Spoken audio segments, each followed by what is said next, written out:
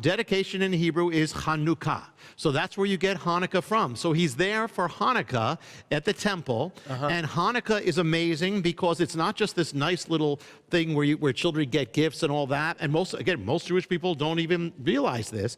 But Hanukkah is the most explicitly detailed prophetic revelation of the end times, holds the key of the end times, holds the key of the book of Revelation, holds the key of end time prophecy, holds the key of how to overcome in the end times. So there's so much there in Hanukkah. So let me give you, in fact, it's the only holiday of the Hebrew holidays that has the Antichrist in it. The Antichrist is foreshadowed in Hanukkah. The abomination is in Hanukkah. All these things are in Hanukkah. So let me give you the overall kind of story, and then from that we'll go to what it tells us about the future and where we are now and what we have to do. So first thing, Hanukkah is about the temple of Jerusalem.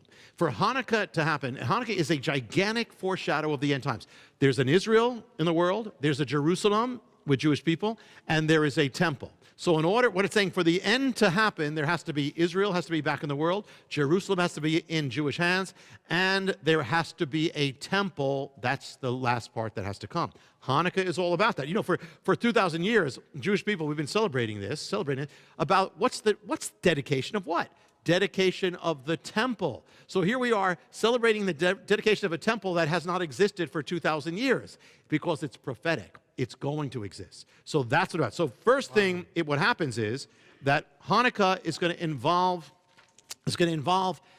enemies coming against Israel, because that's what happened. This enemy comes against Israel. His name was Antiochus.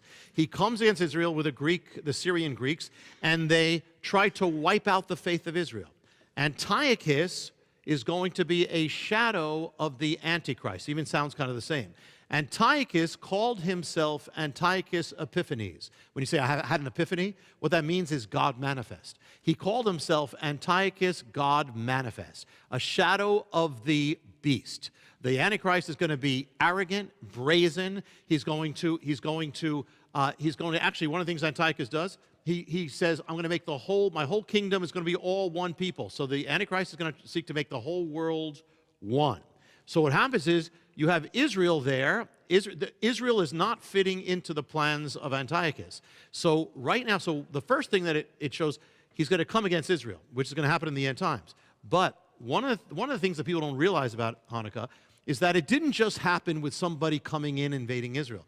There was already an apostasy that was taking place in Israel. They were already getting into the Greek things. They were actually walking around naked like the Greeks. They were putting gymnasiums in Jerusalem. They were getting into the Greek. They were already doing it. And so what that tells us, first of all, of the Antichrist is not just going to come. There's going to be an apostasy that sets the stage for him. It's not that he just comes out of nowhere. Everything's going to be leading up to him. We're going to see events all over the news that are ultimately leading up to the Antichrist. Well, that's the first thing of Hanukkah. So he declares that everybody's going to be one people. He is arrogant. He is blasphemous. So the Antichrist is going to be arrogant, blasphemous. You have the number 666, because that's man as God. He's basically declaring himself as God, man as God. And it says in Daniel, Daniel, the prophet Daniel, he's the prophet who speaks about Hanukkah, and he speaks about the Antichrist in the end. Hanukkah is, a lot of prophecies have an immediate fulfillment, and then they have a ultimate fulfillment. Well, Hanukkah is the immediate fulfillment of the book of Revelation. So you're going to see a whole dynamic here. Antiochus says, everybody in the world, in my kingdom, is going to abandon their faith, abandon their ways, and they're going to embrace the gods of the Greeks. They're going to embrace me. So what will the Antichrist do in the Revelation? He's basically going to say, the whole thing is everyone must abandon their faith, and they must worship the beast. That's how it's going to go. But one nation does not fit into Antiochus. That is Israel. Israel always stands out like a sore thumb.